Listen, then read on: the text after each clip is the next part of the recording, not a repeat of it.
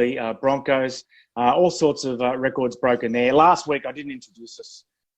Bit arrogant, really. My name is Steve Mascord, and I'm here with Jimmy Smith. How are you, Jimmy? Now, I mean, that was just... it was weird because it was like, on one hand, at 29-0 at half-time, you kind of thought you could put some tea on and not even watch the second half. But then on the other hand, it was kind of, you couldn't look away, really. It was you just wanted to know, how far that scoreboard was going to tick over. Just incredible. How are you, Steve? Hope you're well, and I hope all the listeners and the viewers are well too. Yeah, embarrassing. Truly embarrassing. I know they've had a lot of young players in this side, the Brisbane Broncos, and there's lots of senior players who are out at the moment, and the inexperience of the team was documented well throughout the course of that match. But, wow, I can't help but think, based on, what do we have, 5 games ago, they were beaten 58-0 by the Parramatta Eels. That was in a semi-final, and there was all sorts of question marks. And obviously it was a much stronger side than this one. All sorts of question marks about players' preparations, and then there was it came out that they were at the pokies at different stages, and which wouldn't have been a problem except they lost 58-0. Yeah. Question marks on Anthony Seibold from a coaching perspective. All the drama around Darius Boyd, what they're going to do with him. Anthony Milford's $1 million player allegedly, and I'm loath to criticise players because of what they get paid. But when you start thinking about you're taking up nearly 1/10 of the salary cap, we believe, and he played like he did tonight, like he literally did not want to take the line on at any point. So Roosters exceptional. Roosters absolutely exceptional. They seem to have adjusted very quickly to these new rules, Steve. I don't know whether you felt that they were that way inclined, but Jake Friend running out of dummy half more than ever. Keary, when he gets the ball, changes the speed of the game. Flanagan had his best game for the Roosters. And then some of the forwards, Warrior Hargreaves early. Victor Radley was sensational. There was literally not a bad player on the field for the Roosters. Yeah, I think the burning question, I think a lot of people raised it on social media, even from halfway through the first half, Jimmy, is, we've only had one close game since the rule changes came in with the 6 again. The burning question is, to what extent are the rule changes responsible for that? And is it good? I mean, clearly the rules off the field, we are intended to keep the competition and the games even, i.e. the salary cap. Yep. And I guess philosophically, we have to sort of, examine beyond the nuts and bolts whether the rules on the field also should be designed to keep the games even. Rugby league is much harder to artificially impose parity than some other sports. For instance, in soccer, there's 2 or 3 scoring opportunities or 2 or 3 scores a game. So teams which on paper are very different in ability can still be very close near full time. In rugby league, they're running at each other. And they're not just using the ball, they're using their bodies. And it's much harder for an underdog to hang in there for 80 minutes and get a result. So the rules are already make it difficult for, to maintain that sort of parity through the whole period of the match. And have we introduced rules that have made it even harder now? Yeah, and I'm a great believer in the fact that supremacy should be rewarded, right? If you're that much better, then it's not up to the referee to drag you back into the game, or drag the opposition back into the game. So, that's what home crowds do, right? So it's really interesting that the Broncos, in front of no one, suffer their biggest loss in their history at anywhere, and their biggest loss at Suncorp Stadium. The first time ever they haven't been able to score a point at Suncorp Stadium. So all that happened in front of an empty Suncorp Stadium, where the referee usually is getting under pressure from the home fans for, they've been doing it all day, sir. So that's interesting in itself. I don't know, Steve. You can't have it each way, can you? Reward the team for their dominance, but you want close games as well. You can't have it both ways. The perfect mix is that game. I don't know whether you saw it, Panthers and Newcastle, where down 14-0, Newcastle had no right to stay in that game, and yet that was as compelling a game of footy as you will see in a long time. Yeah, but it's the only close one we've had so far. And I actually do think, it is a responsibility of the legislators to not allow the coaches to make the game boring. And so we've had this change, which has introduced, I think, a lot more entertainment. But it's equally, the people legislating for the rules are representing the fans and the broadcasters, media partners, sponsors. So they are trying to create a product that's attractive. And, I think by the end of this weekend, we'll be able to see, I think if we look at the sample sizes, you'll be able to do some statistical analysis on the margins. And I don't think big margins are good. And I think if we saw, again, I'll do the plug again, writing a book about 1997, the start of the 1997 season, the play the balls were far too quick in Super League. They thought that they were reacting against something that was bad in the game, which at the time was like the one out running and all this sort of stuff. And what they got was players diving at the feet of defenders and playing the ball really quickly, had big scores. And it was only when they saw the rules in action that they could see the flaws in them, and that the ruck started to slow down again by the end of the year under Graham Annesley and Bill Harrigan, all those sort of guys making decisions. And I think we're at a similar point with this rule, where we've seen the good sides of it last weekend, but we saw hints that it encouraged big scorelines. Tonight, we saw a hint of that again. I think by the end of the weekend, if we don't have another close game, it'll be more than a hint. It wasn't unattractive footy tonight. So that's one thing. Like, there was ball movement, and some of the tries the Roosters scored were really, really full of skill. But I take your point, because how many Broncos fans are watching the last 20 minutes? And that's that's what you talk about with the broadcasters. Yeah, exactly. And they've already said, Peter V'landys has already said that he took the broadcasters' views on board in introducing these rules, that the game had become a little bit boring. I mean, I think a lot boring at times. I mean, there was so much, one out running, and there was, you needed to be an exceptional player to shine in the NRL, to impose yourself on a game in the NRL, because it was so controlled. And that's awesome that we've now, taken those shackles off. So it's an important step forward, and it certainly is a good idea. But that doesn't mean it's finished. That doesn't mean that it's perfect, or and I think if we do start to see constant floggings, then I think the people who did a good job, on the chalkboard in the rules room before we returned, they might have to go back to that room and get out the chalk again and just try to improve it still more.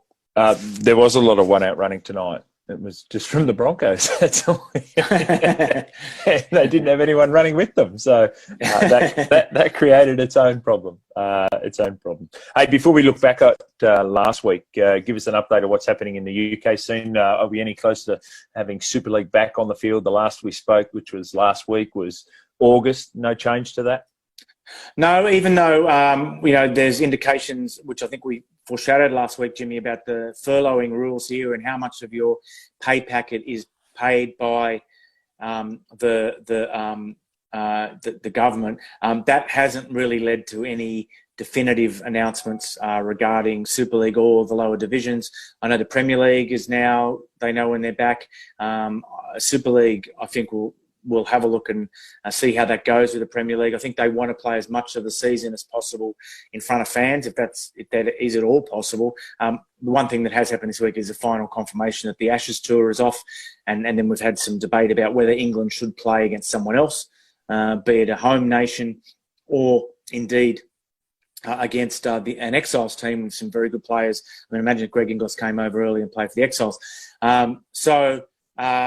Then we get this extra issue, which no one's written about yet, Jimmy, is, at the end of the NRL season, when the New South Wales and Queensland players are playing Origin, all the other players should be released to represent other countries. So if England were to have a test series against, someone else, then the players really should be available to play in it, unless they're tied up in Origin. But we all know what the NRL clubs are like, and I think we could have a little bit of a fight over that if some other matches are organised. Yeah, be disappointing, wouldn't it? I did see that Super Rugby, there's a chance that there'll be fans in the stand in 2 weeks' time when Super Rugby goes back in New Zealand. So that goes to your point about getting some fans back there. And, you know, every competition, it seems, at the elite level and even as we trickle further down from that, have different models based on different revenue streams, you know, and some are more reliant on people turning up at games. You know, the NRL and someone like the AFL are more fortunate that, you know, basically 66% of their total revenue comes from broadcasters, which is a strength and a weakness, right? You become very reliant on them. But in a time like this, you can get the TV product away, then you get, well, they're certainly not getting what they were. They renegotiated very stridently, did Channel 9, but they got their product, which has been really good. Hey, mate, at the risk of getting political, Jimmy, I saw an interesting. Sorry to interrupt you, but I thought this is a perfect segue to what I wanted to raise. Someone on social media said during the match tonight, apparently 10,000 people can go to a Black Lives Matter protest this weekend in Sydney, but you can't go to an NRL game. And no matter your view on that, and I certainly personally am very supportive of that cause and very, very supportive of you know, the anti-racism and us as a sort of species making progress in that area. And as we said before, when on air, I'm horrified about what's happening in the US at the moment. But it's a great point. Just purely logistically, if you did take politics out of it, whatever your view is of the issues involved, it's a really good issue that the government, you know, apparently have said that it's not an illegal gathering to have 10,000 people at a march, but you can't go to the football. Tell me what you think here, Jimmy. I think the only reasons are simply it's optics. You can't deem this an illegal gathering because it's going to create too much drama for the authorities. Whereas it's much easier to say you can't go to the football. I think that, you know, that's the reason. It may not be fair, but as far as I can see, that's the only reason you can justify it. One might be described as premeditated, as in going to the footy is, you can go to the footy, whereas the other might be a bit more organic. But it's, I literally was just about to ask you, what was your take on, because I've seen some of your social media stuff throughout the course of the week. It's just, it pains me that someone can be as devoid of human emotion to have done that to George Floyd. I'm trying to remember who it was. A leader, an African-American leader, who said, "We witnessed a lynching. This is what a lynching looks like." Yeah. And it was recorded on social media, and it was so disturbing to see the lack, how he just showed no emotion.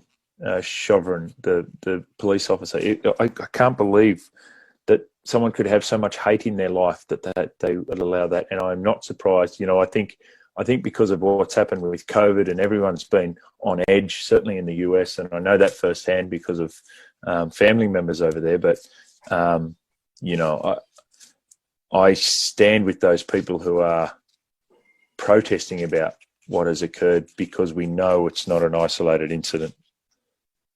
And and again, it's very sad. Again, I mean, the thing is, I guess this is like a rugby league show, and it's such a drop in the ocean what we think of such a massive issue like that. But I did get involved in a conversation on Facebook this week with a couple of US internationals, rugby league players.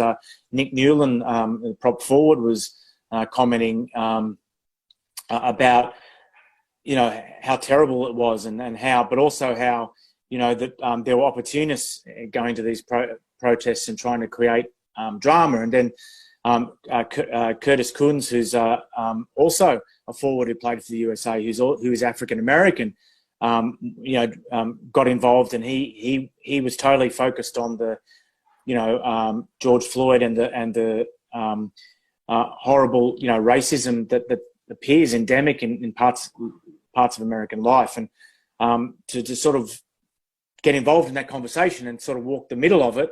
And you know, Nick was saying that even in terrible times of trouble like this, which should transcend, you know, left and right, that people still want to say, well, you're left or you're right if you hold a certain opinion, and that was a terrible aspect of modern life that everything gets reduced to that. And